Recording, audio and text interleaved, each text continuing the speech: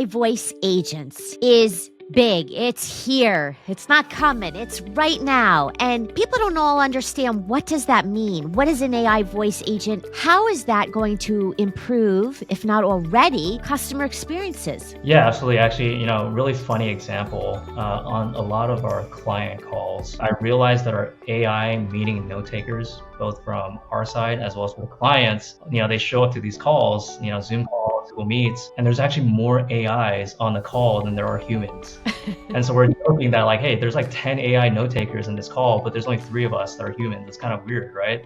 If you could go back in time to your younger 20-year-old self based on what you know now that you didn't know then, what do you want people today to remember and go do? Because this is the DoingCXRight show, not just thinking and hoping for it. Play with AI, because it is here and it's coming. And I strongly believe in the next 2 to 3 years, the economy is going to completely shift because of where AI is going. And so I would say explore AI, play around with it, make it a part of your everyday life, because the folks that do that will be ahead of the curve when things do change. Shark Tank, what was that like? Well, that was definitely an experience. Shark Tank producer actually reached out to me probably 4 years into my company, and I actually had Mr. Wonderful compete against Anne and Lori, who were coming in as partners on the deal, and eventually got Lori, the queen of QVC, as well as Anne, the CEO of 23andMe, to actually say, yes, we want to invest in this company.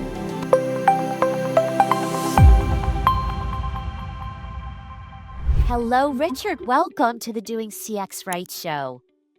Well, thank you for having me. I'm excited to be here. I'm excited for my listeners to learn about a topic that is rather intriguing, mysterious, and yet growing with popularity. So we're going to dive deep. But before we do, please tell people, what do you do for a living? Who are you, Richard? Well, nice to meet everyone. My name is Richard. I'm the CEO of a company called Anyreach, and we build omni-channel, fully autonomous agents. What does that mean?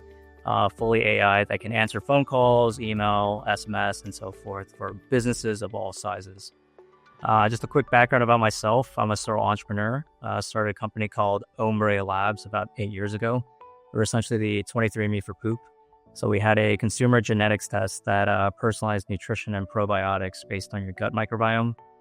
Raised about $13 million from the Walton family, from Unilever and other venture capitalists in Silicon Valley, and built one of the largest genome databases actually on the microbiome in the world back in 2017, about 150,000 poop samples. The USPS was not super happy with all the hazardous material we're shipping back and forth to the lab.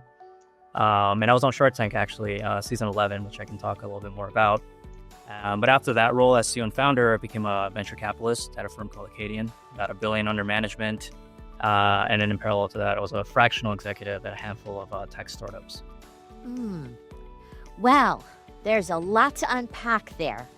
But before we do, I want people to know something about you. This is a question that I just love asking because it helps create some really good learning for people at all ages. And that is, Richard, if you could go back in time to your younger 20-year-old self based on what you know now that you didn't know then, what would you tell younger Richard? Oh, that's a good question. I would tell him to grow a beard because, being Asian, we don't look like an adult so much later in life. And looking more mature opens up more doors. And so, little fun fact, I actually photoshopped a beard on my LinkedIn profile because I realized that when I didn't have it, no one was answering my LinkedIn messages. But once I had the picture of a beard, everyone answered my calls. That's fascinating. I mean, wow, no one has ever told me that before, but I do understand that the way we look does command how people react to us and impressions and judgments and bias and all that good stuff. But that's a different show, a different day. So, all right. This is the DoingCXRight show. So I want to start there and then ask you, what does that mean to you with all the different experiences you've had? Yeah, absolutely. That's a great question. So I like to start out with a quote. And Steve Jobs once said, Customers don't always know what they want until you show it to them. And I think great customer experiences really stems from showing society what the future can look like, right? So I'm a product person pretty much my entire career. And I think great experiences from product really kind of boils down to two things: excellence in serving customers and building things they haven't yet imagined. And so a good example of this is the iPhone's introduction in 2007. If you recall the pinch and zoom feature, right? Where you can look at a photo, you can pinch in, and it feels supernatural that you can manipulate that image. But actually prior to the iPhone's introduction, the technology wasn't quite there. And so Apple actually worked for 2 years to get it to work. And if you recall, back in the day, a lot of the phones had pinch and zoom, but it took probably like 3 seconds from when you actually zoomed in for it to actually kind of input, if you will.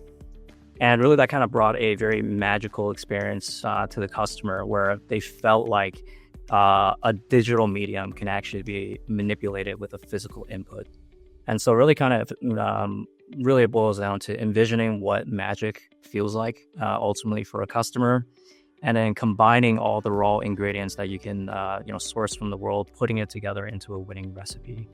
And the beauty of that with product, kind of unlike I'd say human labor, is that with human service it's only one-to-one, but with a product experience where you build an amazing customer experience, you can actually scale that to millions of people and benefit society as a whole. And so, as I think about customer experience done right, I think about amazing product experiences that starts with the customer first. Absolutely. And product for sure is essential. I also want people to realize that there is a journey. So how people learn about the product, become aware, and that's clearly marketing roles, buying, getting, and using the product and paying for it, and service and help. All of that is customer experience in totality. So you could have a great product, but if any of those points break, product doesn't matter. Absolutely. To your point, I think the customer experience, as you mentioned, is multiple touch points, right? And whether it's the product, it's how you market in the messaging, the audience you're targeting, it all kind of all plays together to give that magical experience. And to your point, it all matters. So AI voice agents is big. It's here. It's not coming. It's right now. And people don't all understand, what does that mean? What is an AI voice agent? And better yet, how is that going to improve, if not already, customer experiences? Yeah, absolutely. So before I can talk about AI voice in its totality, the first thing you need to look at is like, what is the human experience, right? And so I'm getting a little philosophical here, but we're all social creatures by nature. And part of being social is essentially transferring of information from one person to the other, right? Whether it's through the words we say, how we say it, the emotions we convey, our facial expressions, body language, and so on and so forth. A lot of information is, communicated one by one between people. And, essentially for a very long time, those conversations haven't really evolved, right? It's been kind of the same. You talk to your friends, you talk to your families. But it has, changed with the advent, if you will, of corporations, which is really kind of a group of people trying to provide a product or service for another group of folks, right? And so when I think about AI voice, just take, for example, how businesses currently communicate with their customers through phone support. That really hasn't changed in the past 5 decades or 50 years, right? It started with IVRs, which we all hate. Press 1 for this, press 2 for that. It got a little bit more sophisticated with transcription. So you can call CVS and say, hey, I want to talk to retail or pharmacy, but you really only have 2 options. But now with the advent of AI, large language models and synthetic voices, you can actually have free-form conversations on the phone. And, AI can reason through any of your requests and ultimately take action on behalf of the consumer and the business. And, when we think about why it hasn't really evolved in the past, 50 years, if you will, the first thing is because the technology just wasn't there until I would say about 2.5 years ago with the advent of GPT. So you couldn't offer this efficient and personalized experience to consumers. And then the second part is businesses had to outsource a lot of these conversations, right, to other countries just due to cost structures to be able to maintain the volume of conversations with their customers. So I don't fully place the blame on businesses that have these kind of archaic methods. They were essentially limited by what capabilities we have today with AI. And so with AI voice now, essentially these agents, they sound human, they have emotions, they even can clone voices of real people, right? So when you're having a conversation on the phone or on the web or any other kind of medium, it almost seems like you're talking to a real person, right? And having any kind of conversation that you want. And, if your audience is interested, I'm getting a little technical and nerdy here, but the way AI voice works is there's actually 3 parts to the technology. The first one is transcription. And what transcription ultimately means is when speech is given into the computer, if you will, they actually convert that into text, right? And we've all kind of experienced this with our voicemail. You can read your voicemails when someone sends, that's your phone. You can talk to Siri where it transcribes it for you. So that technology isn't new. What is new is the second part where you essentially take that text and then it gets thrown into a large language model, if you will. And the large language model is essentially the brain of the AI to be able to reason through that response and then provide an output of what should be said and how it should be said. And then the third part is taking that output from the LLM and then converting that text into speech, which we call text-to-speech. And essentially all this compute happens within a handful of milliseconds so that an AI voice agent can actually respond very quickly in a fluid and natural manner on the phone. And just for context, when a response is higher than 500 milliseconds or half a second, it starts to feel robotic. So you can imagine, the latency and how fast the compute needs to happen in order to provide that kind of personalized human experience to the voice agent. And the technology is currently here to be able to do that. All right. I know my audience, and they're going to have some questions, so I'm going to be their voice. First of all, AI taking our voice and cloning, that's scary. So yeah. I have to imagine not everybody's willing to do that. Are you finding that, and what's your answer to that concern? Yeah, that's a great question. And I think it's a legitimate fear. Like, I wouldn't want my voice cloned and being used in nefarious manners, if you will. And we've definitely seen this with, not companies, but, kind of rogue agents, if you will, where they clone someone's grandson's voice and then uses that to call the grandmother and saying, hey, it's your son. Can you give me your social security number and your payment details? And then people get scammed for that, right? And so I think, we're seeing a lot of regulations coming about from the FTC and so forth on robocalls and in banning certain phone numbers from, obviously resulting in those nefarious activities. There's a lot of companies coming out for cybersecurity to ensure that, these scammers don't have access to this technology and so forth. For us internally, any voice actor that we work with where we want to clone the voice, we get, very strict permissions that are aligned both between our business and them and how their voices are going to be used. And so that, we obviously protect their voice as well as our business. So, yeah. For business leaders thinking about, okay, I've got operational costs, I've got to make my revenue and targets. So how does AI voice agents help them with that? What's the benefit? Yeah, absolutely. So any conversation right now with human labor, right, there's obviously a very obvious benefit of cost savings because AI voice, a handful of benefits. They work 24/7, so they never sleep. So you can capture off hours, you can capture weekend conversations with your customers that you normally couldn't do. They're multilingual, so hundreds of different languages actually in real time during a phone call. So if a customer comes in and says, maybe with broken English and then, changes to, the Chinese language, for instance, AI can actually, during that call, actually switch languages as well. So there's a lot of benefits that, finding this unicorn human, if you will, to be able to do all those things is pretty much impossible, right? And so you can think about customer service inquiries, FAQs, patient scheduling, all those kind of very common use cases that generally have, a lot of human labor for can actually be replaced by AI. The other net benefit is around missed revenue opportunities. So this is something that we tell our clients is, imagine a world where you can talk to every customer at any point in time, be extremely proactive, but you couldn't do that today because it's too expensive with humans, right? And so, for instance, gathering feedback on your product or service, what do companies generally do? They send out a survey that no one ever responds to. And when they do respond to it, it's like one sentence, it's great, right? That's not very helpful. But now you can actually have a voice agent call every one of those customers after they purchased, say, 7 days ago and say, hey, how was your experience? And build a personal rapport. And then the customer discloses, because it seems like a very kind of free-form conversation. All of a sudden, you have very rich information as feedback, which you couldn't do before with humans because, it didn't align with the, business KPIs. It was too expensive and so on and so forth. So it really is expanding the opportunities of what businesses can do to generate more revenue and build and expand on their company.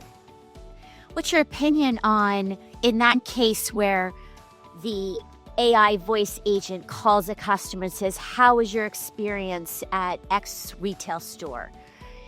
Do companies need to reveal that it's an AI agent? What's your view on that? Yeah, so that's actually our recommendation. Like, set the right expectations with the customer. You don't want to make it feel like, oh, I was talking to an AI this entire time.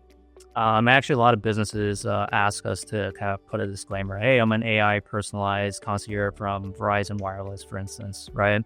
I'm just here to gather feedback on your purchase on an iPhone 16 in the San Jose location about 7 days ago. I'd love to learn about, how it's been. And what we've seen in the call records is that it really does pique the curiosity of consumers when they pick up the call, because one, they're like, oh, this is AI. And then two, they realize that it's actually very human-like, and I'm actually enjoying this conversation. So I'm willing to continue to disclose more information. So, the market's been pretty receptive just because of how cutting edge the technology is. And it really does feel magical that you're talking to a real person. So, yeah, I, as a CX leader, absolutely encourage people to be transparent and let the customer know, the caller know, that this is AI, because otherwise, if they feel like they're being fooled, they won't trust you. Yeah, that's not good. So I'm glad you said that, and I feel very passionate about that upfront, being honest, because it's hard to get trust back. Right. Absolutely. I see, based on all the research I'm doing and talking to companies, that we're also getting to a world where AI is calling AI, right? The AI is calling to rectify a billing issue, and the recipient may be an AI bot also. So what's your view on that scenario, and do you believe that is the trend? Yeah, absolutely. Actually, really funny example on a lot of our client calls, I'd say in the past couple of weeks, I realized that our AI meeting note takers, both from our side as well as with clients, they show up to these calls, Zoom calls, Google Meets, and there's actually more AIs on the call than there are humans. And so we're joking that like, hey, there's like 10 AI note takers in this call, but there's only 3 of us that are humans. It's kind of weird, right?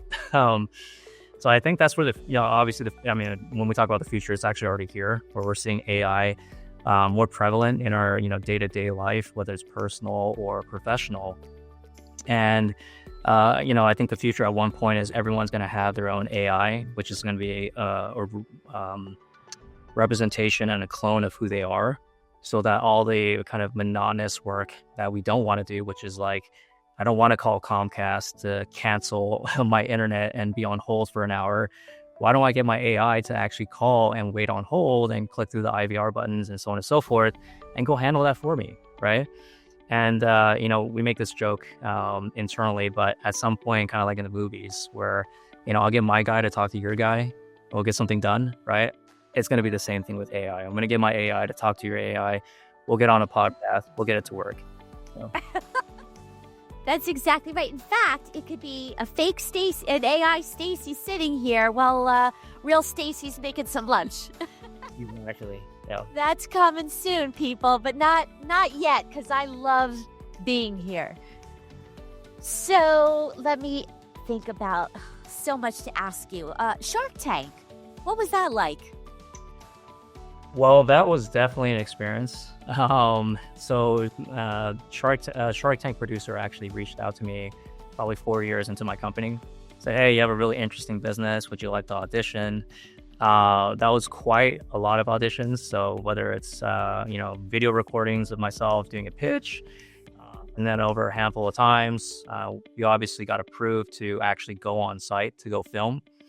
And a little funny story, I think I got a little bit too excited on the first night there. So met all the Shark Tank candidates, if you will. We had a couple of drinks. The next day was rehearsals. And I think I had a little bit too much to drink. So when it came down to actually rehearsing before actual production, I didn't realize that I was going to be standing in front of 20 Sony executives. And it was one by one where, we, company after company would go down and do our pitch. And I completely froze in front of 20 Sony executives. I could not say a single line. And my producer said, okay, let's cut this off. Let's move on to the next one. And my producer was like, what the heck happened? I was like, I don't know, man. I totally froze and I can't think right now. I was a little nervous. And a little just a little bit. And I was like, let me pound away at this for the weekend, because the filming was on a Monday and this rehearsal happened on Friday. And I just kept talking to myself for 2 days. I didn't talk to anybody, but just rehearse. And then when the show came, about, and if your audience isn't familiar, it's really not that dramatic when you're filming, right? And so what you essentially see on the TV, they actually, post-production, put on the really dramatic music, they cut it up, make it seem super TV-like. But it was actually, extremely quiet. You walk through the doors, there's no sound. You're looking at these sharks from a very far, distance. And I started, the folks on the panel were Mark Cuban, Damon, and the CEO of 23andMe, Lori, and Mr. Wonderful. And I actually had Mr. Wonderful compete against Anne and Lori, who were coming in as partners on the deal. And eventually got Lori, the queen of QVC, as well as Anne, the CEO of 23andMe, to actually say, yes, we want to invest in this company. But, yeah, thank you. So it was a great experience. But, during filming, that's actually not when the deal gets done. So there's actually diligence after the filming. So they look at all your company records and, to confirm and so on and so forth. And during the diligence process, one of the things they requested was, can you send us any legal issues that are going on with the business, right? And so we actually had a cease and desist from a very large company saying, you are having trademark infringement on the name of your company. And so because of that liability, ABC essentially said, sorry, we can't air you. And then the deal didn't go through. So I went through the whole Shark Tank experience, got the deal, but never ended up airing or getting a deal. Oh, that is a big experience and a big story. And thank you for sharing that here, because it's fascinating and yet really good lessons. I mean, nothing's done until it's done. Exactly. Yeah, it's not done until they sign on the dotted line and the check hits the bank. That's right. In business and in life. Well, before we get to the end, going back for a moment, AI voice agents, people listening are probably saying, how do I start? What do I do? What would you say to them? Yeah, well, it's interesting because I'm pretty sure most of your audience has already used AI voice. And a good example of this is Siri. So Siri is kind of like the first version of AI voice, right? So you can talk to Siri, Siri gives you an input, but it's not very freeform in terms of all the kind of conversations you could have. GPT is a great place to start. So they have something called advanced voice mode. So on your phone, the app, you can actually talk to AI and it'll respond back to you. If you're a business owner, I would encourage you to check out Anyreach. If you want to set up your own voice agent to essentially help accelerate your business and run it on autopilot with fully autonomous voice experiences for your end clients. Well, I'm going to check that out myself because I think that this is really a evolving, needed experience and solution. And I can't wait to dive in and get my hands dirty into it because it's big.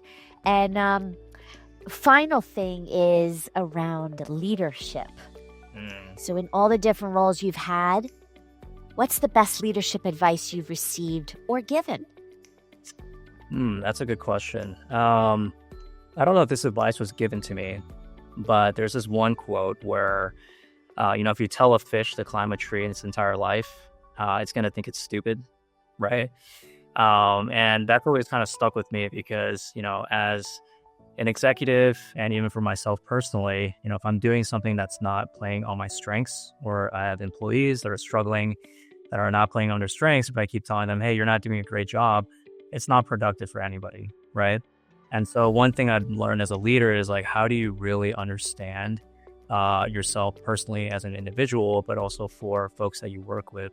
What are those strengths, right? And then how do you empower them to work on that will ultimately benefit the business? And so that's always stuck with me in management, as well as looking at, gaps in terms of myself as a professional. That's really kind of accelerated my leadership capabilities. Yes. And final takeaway. What do you want people today to remember and go do? Because this is the DoingCXRight show, not just thinking and hoping for it. Yeah, absolutely. Play with AI because it is here and it's coming. And it is really going to change how we perceive multitude of different things in our personal and professional life. And I strongly believe in the next 2 to 3 years, the economy is going to completely shift because of where AI is going. And so I would say explore AI, play around with it, make it a part of your everyday life, because the folks that do that will be ahead of the curve when things do change. So. Wonderful. Well, thank you. I will have your information in the show notes because I know people will want to get to know you more. And this was very, very educational, even for me, because I'm using AI a lot, but there's so much to learn. So thank you for being with me. Thank you for sharing your knowledge with the listeners. Absolutely. Thanks for having me, Stacy. Thank you. Thank you.